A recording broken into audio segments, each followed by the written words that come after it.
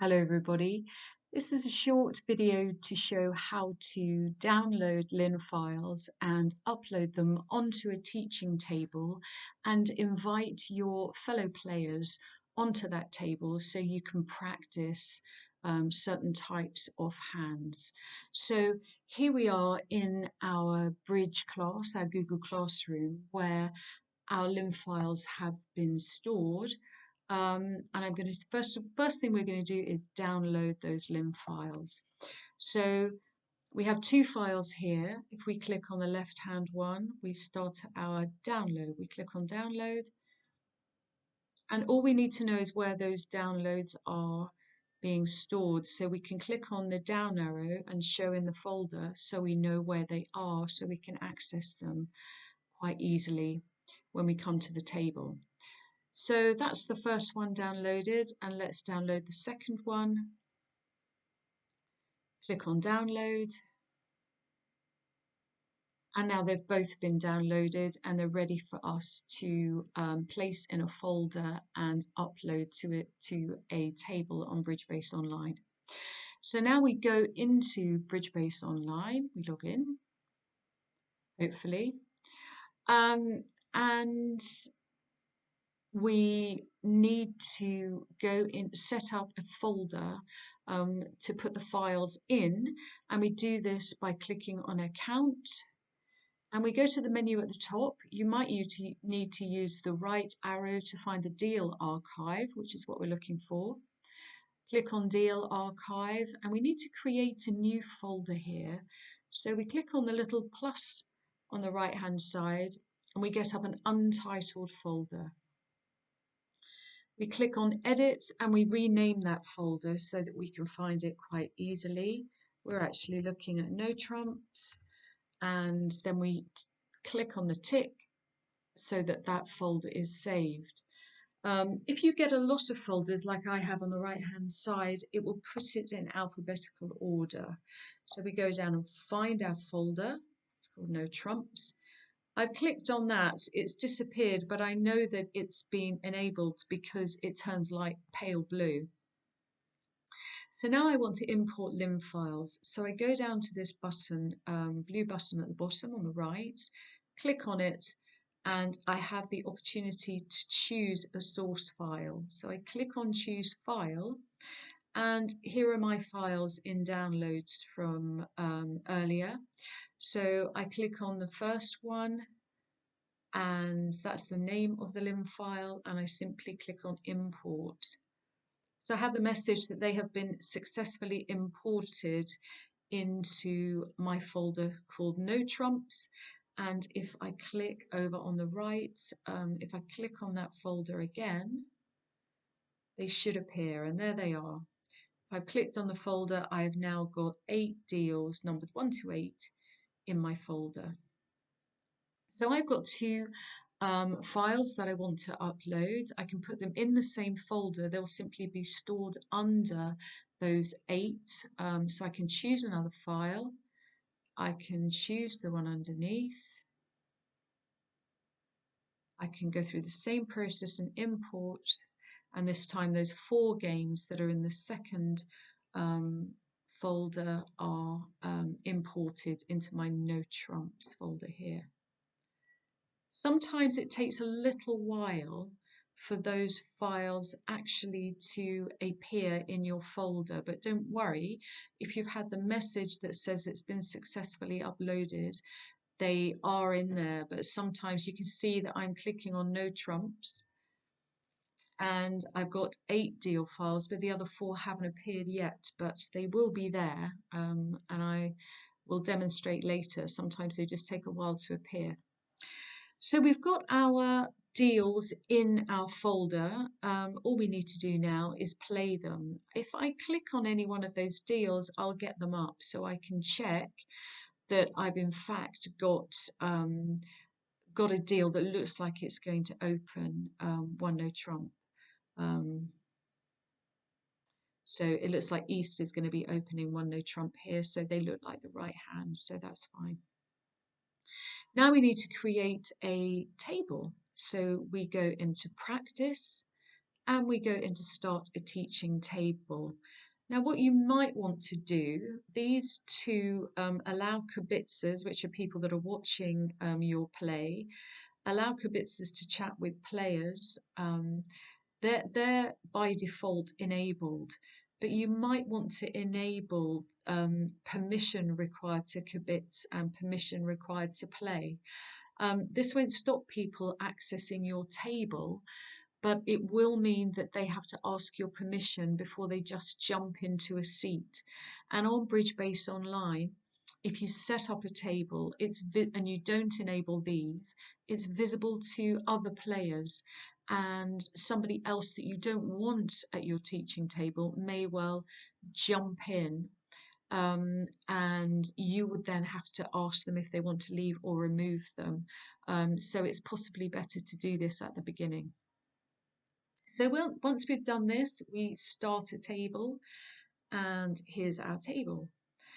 Now, what we want to do is invite friends. If you want to sit at the table yourself, you simply put your cursor over that seat. This is North Seat, and over the seat itself where it says North Sit, and I just click once and I get up this menu.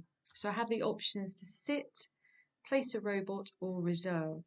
Now, if I want to sit, I click on sit and I will appear. I've got the crown next to my name because I am host. I've set this table up.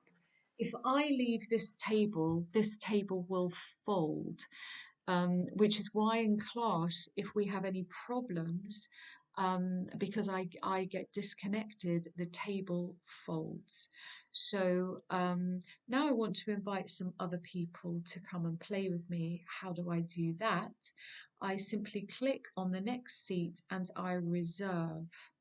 I get the option to type in a BBO username, and I can type in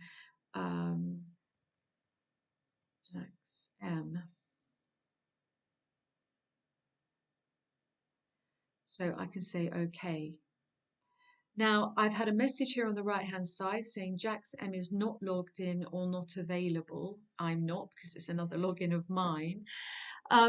What's a really good idea is if you add the people that you are playing with at the table to your people tab here on the right-hand side. At the bottom it says add friends. If you put them in here and type in people's BBO username and then add, then when they're online, you will be able to see very easily, they'll appear in this listing to show online. As you can see, there aren't many people online at 5:30 in the morning, but if I show offline people, then there's a huge number of people, but nobody's online to invite.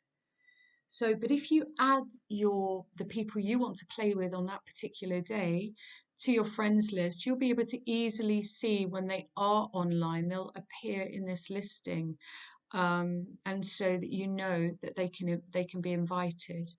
If you send an invite and somebody is not online, they're not going to receive it, and when they log on, they'll need to be invited again in order to find that invite. So it's quite important to either have an audio connection with them so you can discuss whether they're online or not, or to have them in your people tab so you can absolutely tell. If you want to re-invite them, then you can remove people from the table. You simply click on the seat again and you can clear it at any time, and then you can go through the same process and reserve again and invite them once more. And if they're online, they will you will get a message saying invitations have been issued, and you know that they were able to be invited because they were online. All they need to do is accept it and they will get taken straight to the table. So you go through that process, and somebody, see, this is interesting. Somebody online wants to come and sit at my table. I've not invited them and I don't know this person, but because I've actually clicked on the permission I have the ability to reject it if I don't want somebody from outside of my group to join. Now, if I hadn't done that, then 815 Dragon would actually have just been able to sit automatically and be at my table, and I wouldn't be able to do anything about it. So I want to keep my table private. So I'm going to reject their request and I'm going to continue to populate it with people that I want in my group. So I can go through the same process and reserve at each table. Robots here, you can pay for robots on Bridgebase Online. They, I think, are 25 cents to play with a robot, certainly in tournaments, and you can hire robots for a week, I believe. You have to put some money in Bridgebase Online, and if you look up on the right, I've got Jack's Teach here, and next to that I've got BB dollars. Bridge-based dollars are the same as one bridge-based dollar is $1 equivalent, and you can buy dollars to add to your account so that you can use them to purchase robots. Now, the only thing you need to know about robots is they play very fast, but they also play 2-over-1. They play an American system. They're not playing ACOL. So their bidding won't be familiar to you. But if you just want to put somebody on the table to practice and you'd rather play with robots than yourself or friends, then that option is available to you if you've got money in your account. I don't have any money in my account, and what will happen is if I try and do that, it'll say I haven't got enough, and it'll ask me if I want to deposit some money in there. So the other good thing about a teaching table, if you haven't got friends to invite or you just want to invite one person, you can just add yourself to all 4 seats. So I could just click on each seat and simply sit. And a teaching table is the only place on BBO that you can sit on all 4 seats if you so wish. Once all 4 seats are populated, and I'm going to have to sit on all these, a deal will appear. Now, the deal that appears will be random. This is not, our folder hasn't yet been placed at the table. So we've got all 4 people sitting. And now what I want to do is upload the deal files from our folder onto the table. So I click on the blue hamburger on the left and I click on deal source. I click on used saved deals and I go down to the folder that I named earlier, which was called No Trumps, and I click on it. Now it's very subtle, it just turns this sort of duck egg blue. But what I need to do now is click the select box. So I click select. And again, it doesn't show me a great deal of indication that it's worked other than No Trumps is grayed out. If you notice my folder, that's grayed out. That just means that they have been selected. I shut down this window, I go back to my blue hamburger and I re-deal, and now those deals are uploaded onto the table, and if you notice our no trump hand that we looked at earlier has appeared. East is going to be opening no trumps, and I can simply play the deal files that I have uploaded.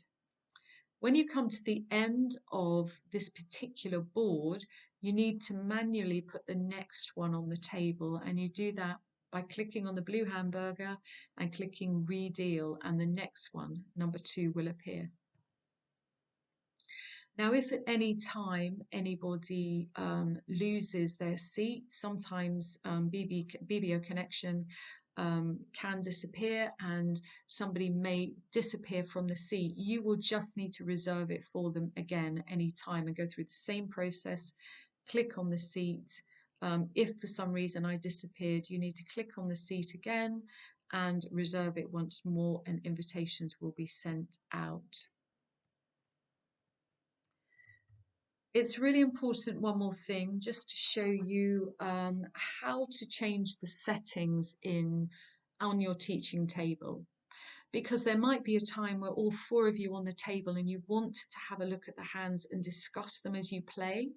Or you might want to see the hands as you would if you were playing bridge, i.e. just your hand and dummy, and you might want everyone to have that same experience. And you have the ability, the person that set up the table, the host with the crown on them, has the ability to set the conditions on that table.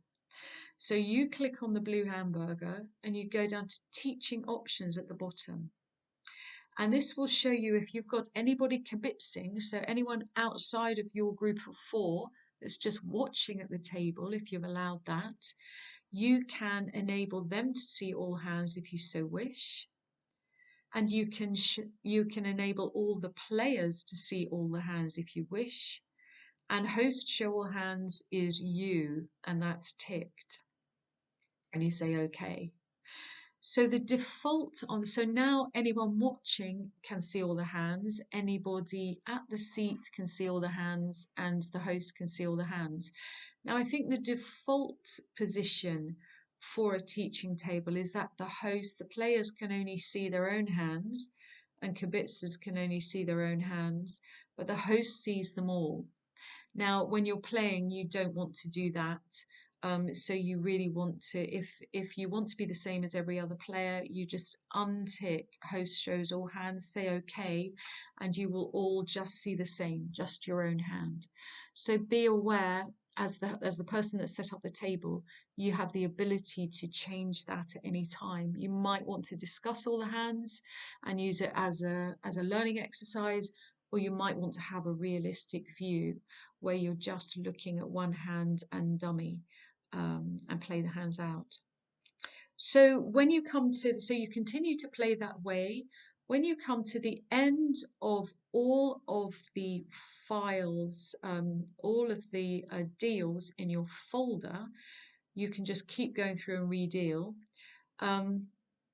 You'll notice on the lim files that I uploaded, I said I have given you deal numbers that are particularly good for the learning outcomes we're looking at for this particular lesson. So you can flick through the other ones and go to the number that is relevant for that teaching session. And you can just continue to redeal and it will run through all of the deals in that folder.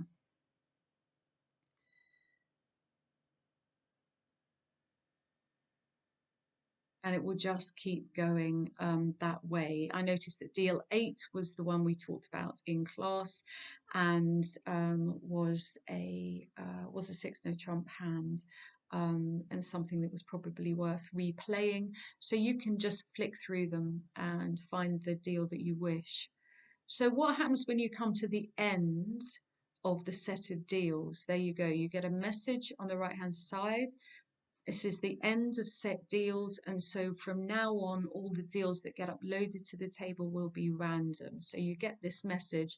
Once all your deals have gone, you can carry on playing, but they will just be random deals, and they'll continue that way. So that's it. Once you finish the table, if you leave the seat, the table will simply fold. If I with a crown, I'm leaving the seat, yes. Once I go back or go home, if I leave the table, that table is now no longer in existence, and anybody on the table will be disconnected. So I hope you're able to upload the lin files that we placed in our Google Classroom and practice with friends at the table. And so enjoy your bridge.